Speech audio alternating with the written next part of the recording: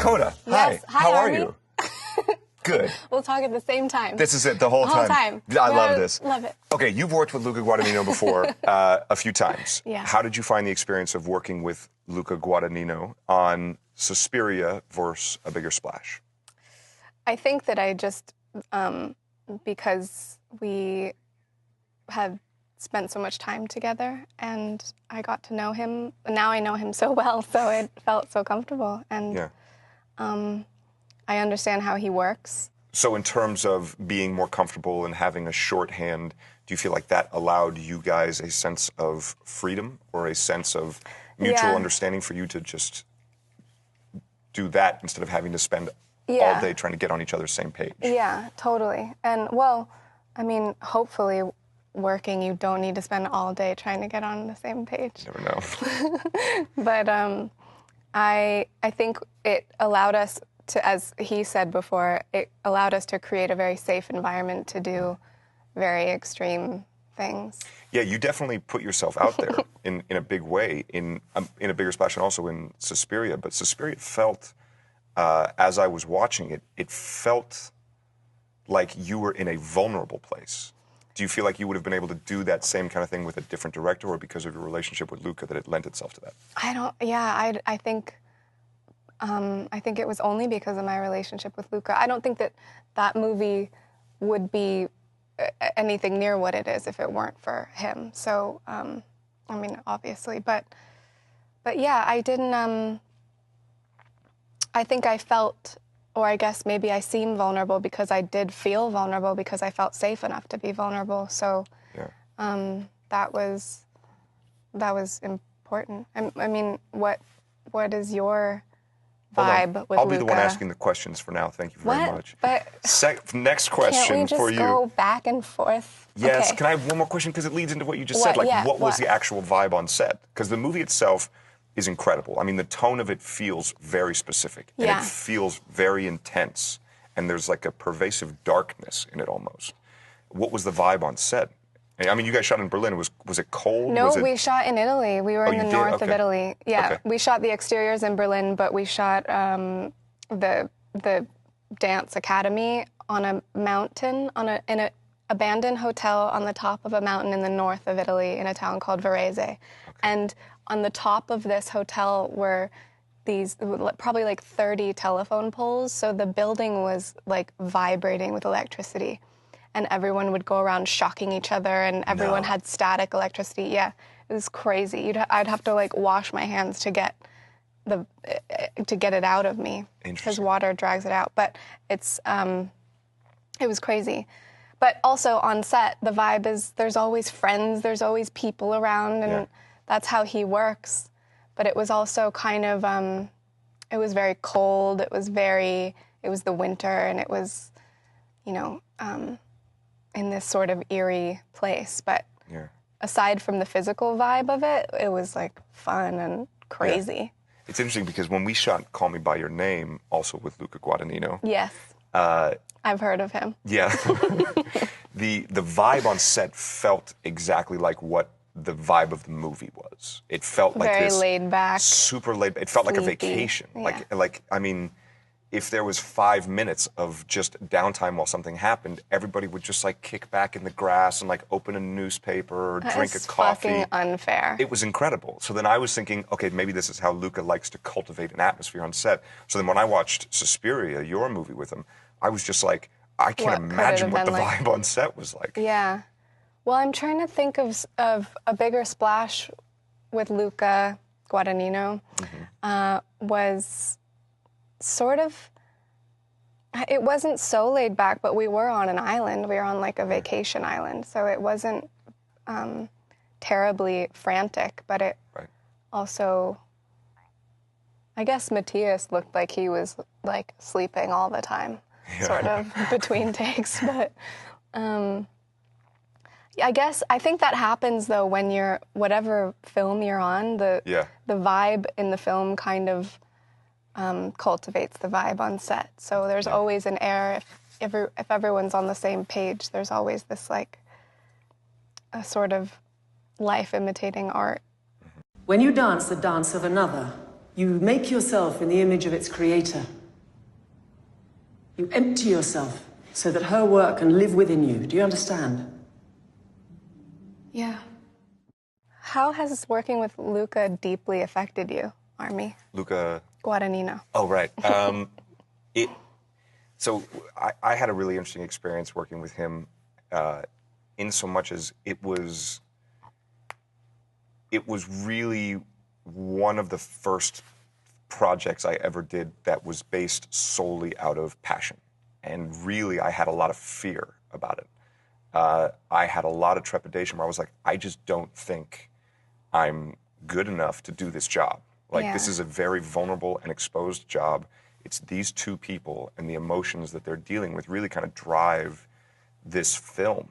And if it rings false or doesn't look right, it's just not going to work. So I was like, that's a lot of pressure.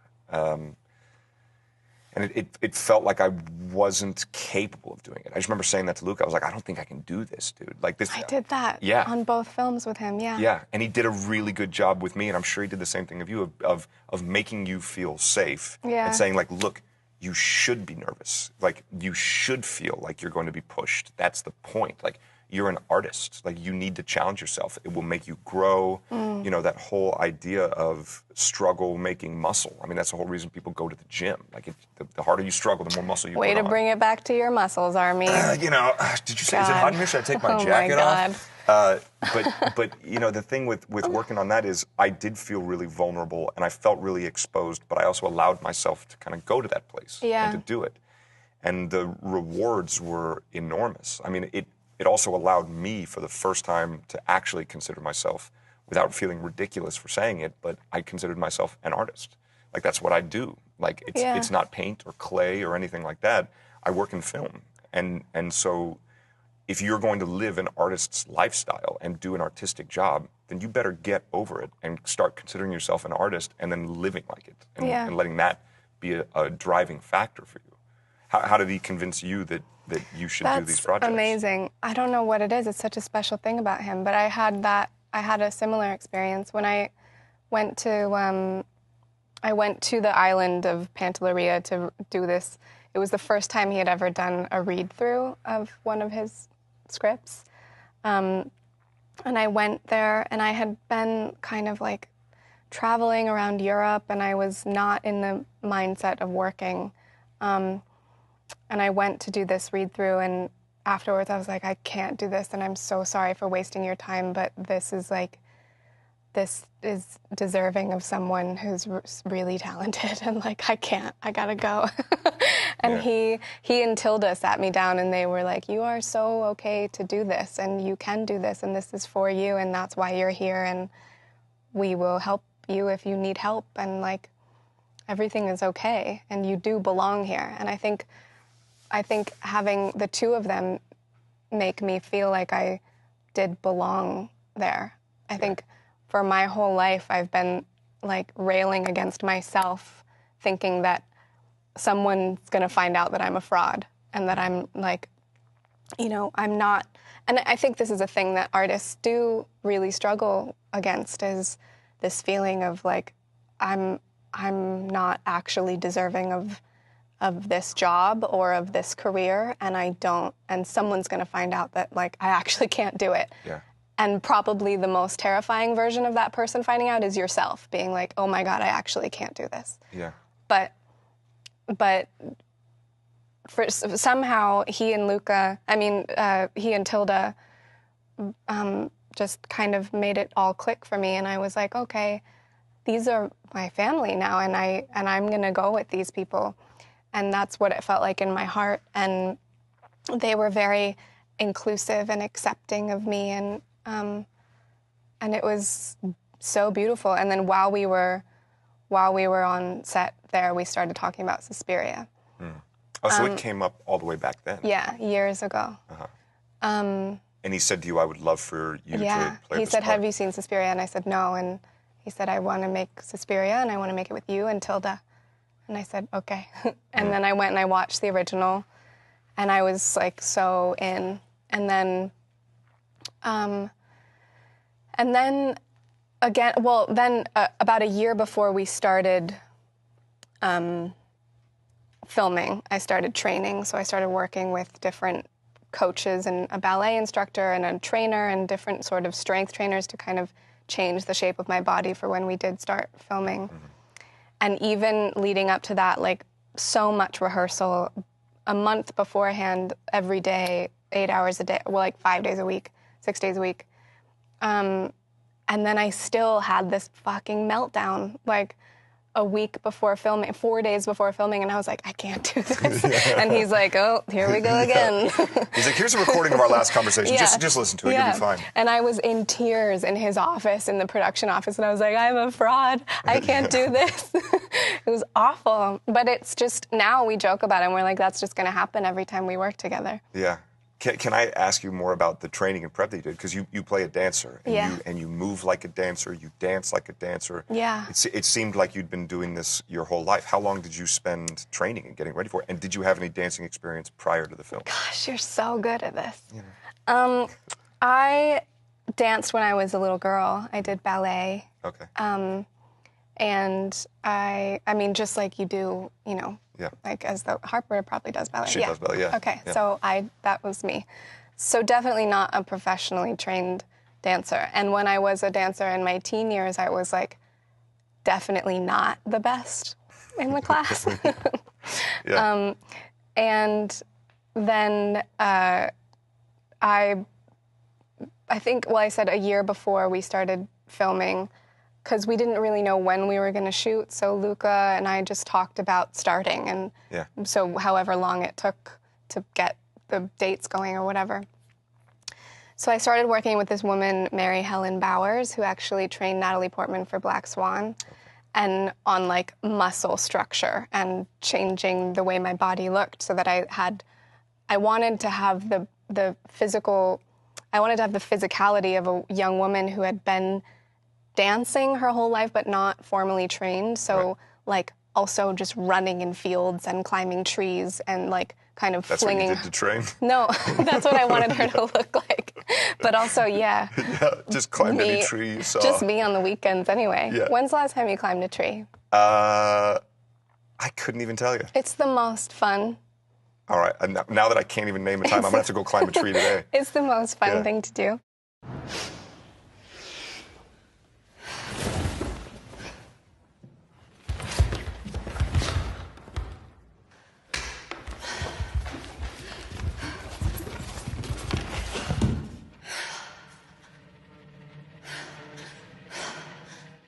So obviously a big part of your character is this dancer. And a big part of the film are these scenes of you showing up and blowing everyone away with your dancing. How did you guys film all the dancing scenes? Were they all kind of done together or spread out throughout the production? And then also, how did it feel for you to have to do these dance scenes? Is this a tactic so that you don't need to talk about any of your movies? Slightly, yeah. God. How did it feel to film the dance scenes, and then how did you actually film them? Well, the first one we shot was the actual performance of Volk, which is the red rope dance. Yeah. And we shot it as though it were an actual performance, and it was the most awful, terrifying, because it was like... That was the first thing you shot on the movie, period? No, like that was the first dance scene we shot. Okay. And it was just so scary because there were extras as the audience, and we just, it was like, okay, go. And we walked in and went to our marks and danced for 6 minutes. That's 6 minutes of choreography, maybe longer. And it was so scary. And then after that, then it was like Susie's audition piece, which was, we shot a little bit later. But when we would shoot them, we'd shoot for half a day on those dance sequences, because you can't, I mean, move your body more than that. And also it was so cold, and the floor was really hard, and it was like, it wasn't a dance studio, it was like cement. Yeah. So did anybody get injured when you were doing it? I got injured. I mean, I threw my back out, my feet would bleed, but like, you know, the usual. Yeah.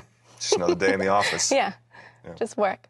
Let's talk about your movie, Sorry to Bother You on the Basis of Sex. Yeah, okay.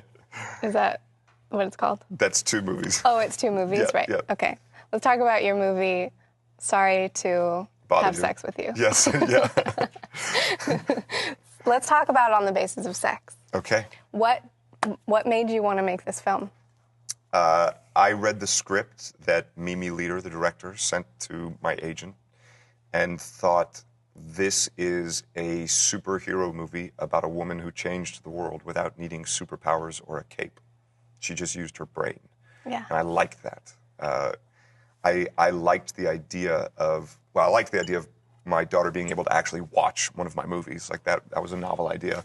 But then I also liked the idea of her having an example like this. You don't think she's going to, like, call me by your name? Yeah, probably not. That being said, I'm sure her friends... Daddy? Yeah.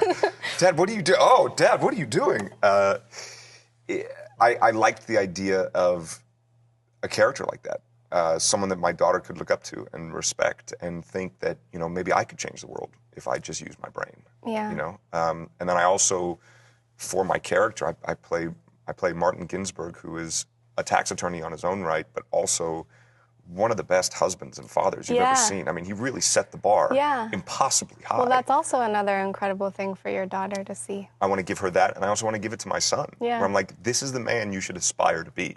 Don't try to be like me, be like Martin Ginsburg. Maybe you should aspire to be like Martin Ginsburg. I probably should. I think we all should, yeah. Yeah. But I loved the characters. And then I spoke to Mimi and saw how passionate she was about it. And normally if someone's that passionate about something, it's helpful to ride their coattails. Yeah. What did it feel like to be playing someone that is a real existing person?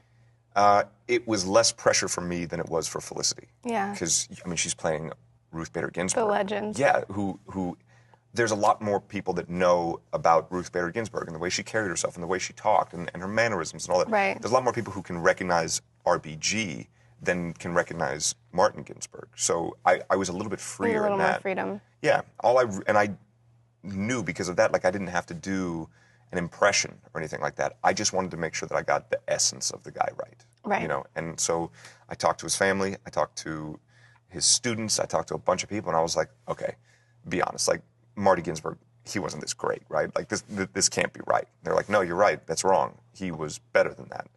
I'm just like, what the hell do I do with that as an actor? That's such an amazing legacy. Yeah. So getting to play someone like that who had such a strong, successful, long-lasting, symbiotic marriage seemed like the goal. Yeah. Did Felicity struggle with the reality of the fact that her character is a real person? I don't know. No, I don't think she did. It didn't seem that way to me. No, I don't think she did. I think if anything, she was thrilled to have a lot of stuff to bite down on. Yeah. Like she was able to dig. She went into the National Archives and got speeches that she'd made, arguments that or cases that she'd argued in court. She was able to get all that stuff and tons of pictures and all that. So, she did everything. She capped her teeth. She changed like all this stuff about her. She wore contacts. So she really had RBG to model her character off of, right. which can be helpful. It's daunting, but I think it's also helpful. Yeah. Dismissive pats on the head, it matters, Marty. Why? You know what you're doing is important, so who cares? Okay, fine. Next time my boss gives me a clumsy compliment, I'll challenge him to a duel. Does that make you happy? I wouldn't want to hurt your stellar reputation. So each of us have made studio films. Yes. And we've walked away with whatever particular taste they've left in our mouths. How do you feel the difference is between working on a studio film versus an independent film? And do you find one to be more rewarding, or do you think they feel the same? How does that feel for you? I've kind of developed this mindset about it where it's all in how you decide it's going to be. Mm-hmm. And I think the process of making movies, sometimes with studio films, there's so many cooks in the kitchen, and there are so many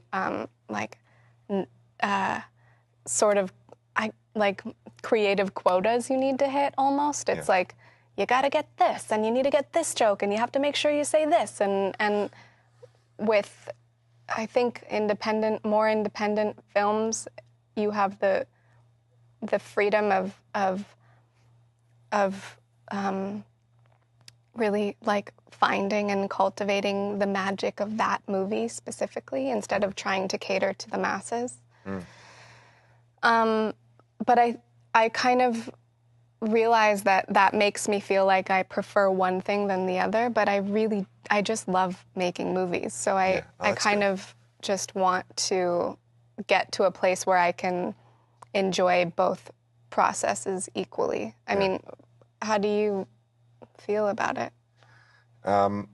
It's kind of like, for me, it feels like apples and oranges. You know, I mean, they're both, like you said, it's fun to just be able to work and to do what we love to do, because as an actor, you don't get to do your art all the time. It's not like you're a painter who can just start painting, or like a sculptor who just needs clay. Yeah. You need someone to give you a job in order for you to do what you love. Yeah, and then like 100 more people to make it happen. Yeah, exactly. And then lightning has to strike 50 times in order for you to get from getting a script to actually being on the set on day one. Yeah.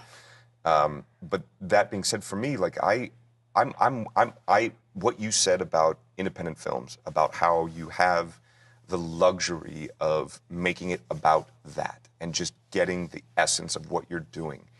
It feels like, even if you're on a shortened time schedule, it feels like it's a gift that you have to just be all in there. Yeah. And you feel like you are a part of something. Like, you feel like you are an integral part of making this happen. Whereas, like, sometimes on big studio movies, you feel like a little tiny cog in a big machine. And sometimes they're just like, yeah, you just say your lines. It's not even about you. We just have to do this special effects shot where we got to do this and that. So don't move, stand right there, turn your head a little bit that way. Okay, now say your line. You're like, is this really acting? Like, what are we doing now? Artistic prostitution. Totally, yeah. I mean, that being said, like, you know, the people who make these big studio movies sure have great, big, beautiful houses. But at the end of the day, like, I'm really proud to look back at the independent films that I've done and say, like, I participated and I was a part of that. Yeah. Like, it felt like a part of me as much as I'm a part of that. Yeah. And I just feel really creatively satiated at the end of it. I think it's pretty amazing that you have the ability to do both. Yeah, I mean, I haven't made a studio film in about 6 years, but yeah. You will. They haven't asked me back after the last couple didn't work out so well. I'm sure they will, you know, if you wanted that. Yeah, I don't know. Like, I feel happy with what I'm doing. Like, I'm happy to do these smaller projects. Like, I love it. Well, the two movies we're talking about right now your characters are basically the polar opposites of each other. In Sorry to Bother You, you were like the biggest douchebag in the world. Yeah. What was why did you want to make that movie? I loved the idea of playing a crazy character.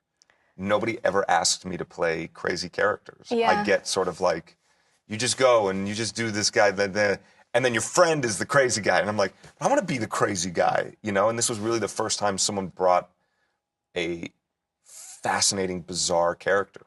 Yeah. And Boots came to me and he's like, look, man, I'm doing this movie, and there's no one else I want to do it except for you. I later found out that he asked about 75 people and they all said no, but thank God they said no, because I got to do it. The thing about it was I was like, I get to be a character. Like, I don't have to be, you know, the leading man. I get to be this guy who comes in and just acts like a fucking lunatic. Yeah. And I loved that idea. And I loved his script. I loved what it had to say. What about that monster line of cocaine you did? Oh, yeah. What was that? How do you do that? I've not monster done line of cocaine. Cocaine in a movie. No, it was a. I don't know exactly what it was. It was like B12 or something like that. But they had a hose that went down my shirt into my hand, and then I had the wrapped up $100 bill with the hose that went into that. So I didn't even have to. I didn't even have to snort anything. If I just ran it along like that, it would just suck it all out. So it was like a vacuum. So I just kind of mimed it, and then took the $100 bill and moved my hands. So that I've always wondered how they do that in movies. Yeah. Well, sometimes you have to actually snort and coke. It's like... No, wait. Hold on. Wait. Wait. Sometimes you have to actually snort fake Coke. Which is what? Like sugar? Lactose powder, like Milk? whatever. Yeah. Powder? Yeah. You just get the worst sinus infection of your life. Yes. Yeah, like you full on do. Yeah. People get sick. I think Jonah Hill, when he was making Wolf of Wall Street, like ended up in the hospital from the... 1,000,000%. Fuck. Yeah. Who knew? There you go. Find out now on Variety. You're different, man. Make an impression. And I know you can bust a rap, right? No, actually, I can't. I don't know. Come on. I can't, man. I mean, I can listen to rap well, but I just can't rap. It's actually embarrassing. I think you can rap. I think you should rap.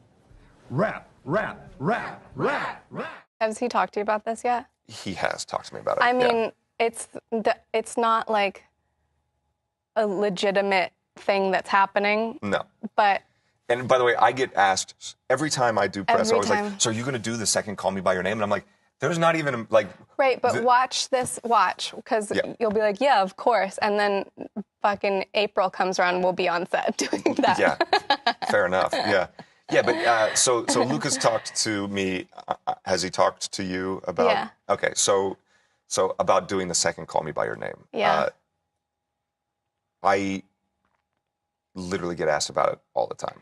Do yeah, you me now? too. I do too, but it's just not like the most real thing about it is that it's not real. Yeah, 100%. Like everyone's like, It's so just what's it an about? I'm like, idea. I don't know. There's not even a script. It's like just it's an basically idea. someone going, hey, we should do another one. Like, oh, that's a good idea. But Yeah. it's almost it's like we should have dinner again sometime. definitely we should. And then it might never happen, Yeah. you know? Yeah. Yeah, I don't know. It's a funny thing. But it would be fun. I also feel like the first one felt like such a special, like unique thing. Yeah, you're to like, try why? to recreate that magic. If it doesn't work, people are going to be pissed, you know? Yeah. They'll be like, "Well, you guys really," and then it'll go from like, It'll "We be love on Timmy me. more than anything in the world," to "Armie ruined that No, it'll movie be or on something. me. Oh, it'll be like, yeah, why'd yeah, you yeah. put her in it? She ruined it. Yeah, She yeah. ruined everything. Yeah, I feel you on that one. Timmy. Timmy. Timmy. Look at Timmy. So Dakota, do you think Sex in Movies is dead? Yeah, because I killed it. Yeah. Hey. Yeah, you did. Hey. Wait, so No, I don't. I don't either. I don't know.